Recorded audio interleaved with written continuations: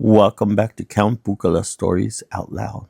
This week's book is Class Trip from the Black Lagoon by Mike Thaler, illustrated by Gerald Lee.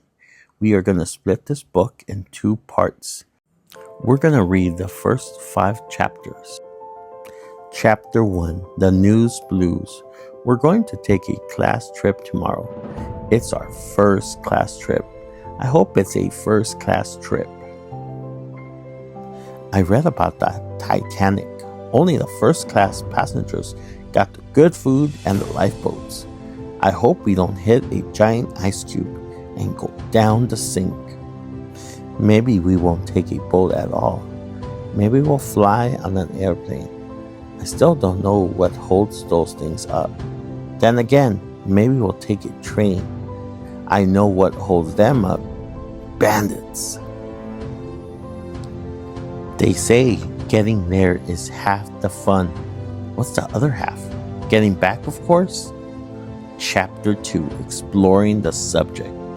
In my history book, I learned a lot about some famous class trips. Lewis and Clark's class went across America. They couldn't find one open motel. A kid named Chris Columbus sailed across the ocean. He got very seasick. Marco Polo walked to China. He met a real emperor. Richard Byrd's class went to the South Pole. They met a real emperor penguin. Quack, we come in peace. And Neil Armstrong went all the way to the moon. He didn't meet anybody. I wonder where we're going and to whom we're going to meet. Chapter 3, Destination Speculation. Freddy calls. We talk all about the possibilities. Then we pick our favorite one. Freddy wants to go to Pizza Hut. I choose Disneyland. But we're probably going to the Nature Museum or the Art Museum. At one, you look at the charts, and the other, you look at the arts. Freddy still holds out for the Pizza Hut. He always looks at the bright side.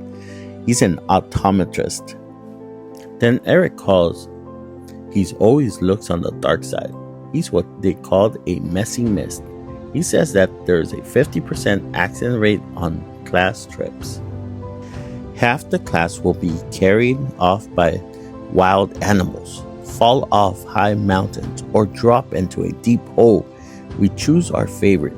We both pick dropping into a deep hole so we can pretend to be golf balls. Ouch, I hate cats.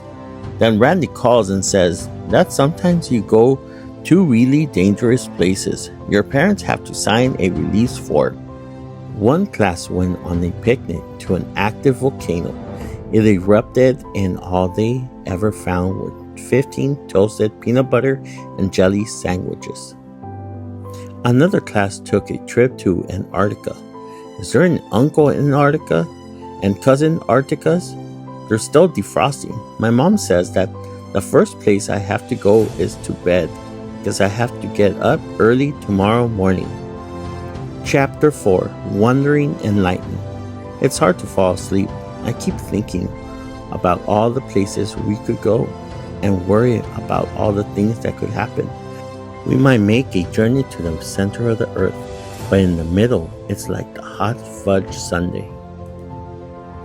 I don't even like to go into a closet. I'm happier when I can see the sky. Eric says I have a claustrophobia. If we go far enough, it will come out in China. Then we could eat lunch at a Chinese restaurant. Or maybe we'll just go to the bottom of the ocean. There are many things down there with lots of teeth and lots of arms.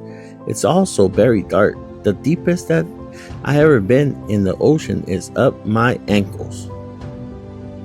Maybe we'll go to Mars. They will put you to sleep, and when you wake up, you're there. The things on Mars are even weirder than the things at the bottom of the ocean. They got bigger teeth, longer arms like springs, and fingers like plungers. Their eyeballs are on stalks and wave around in the air. They all have bad breath and breathe through their ears.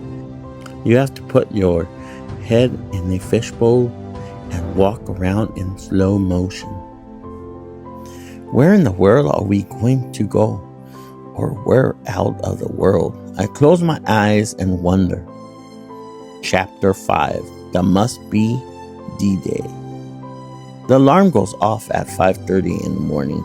I hate getting up early. The chickens aren't even up yet, and I shuffle into the bathroom. My eyes are hardly open. I squeeze out some toothpaste and brush my teeth. Boy, it sure tastes weird. I look at the tube and it says brown shoe polish. Yuck! My shirt feels very small. Then I discovered that my head is in the sleeve. My pants feel odd too. I discover they are on backward. At least I won't mess up with my shoes. Wrong again. I have the left one on my right foot and the right one on my knee. This is not going to be a great day. I hope you enjoyed the first 5 chapters of this book, The Class Trip from the Black Lagoon. I'll see you Wednesday at 6 p.m. for the next 6 chapters. See you soon.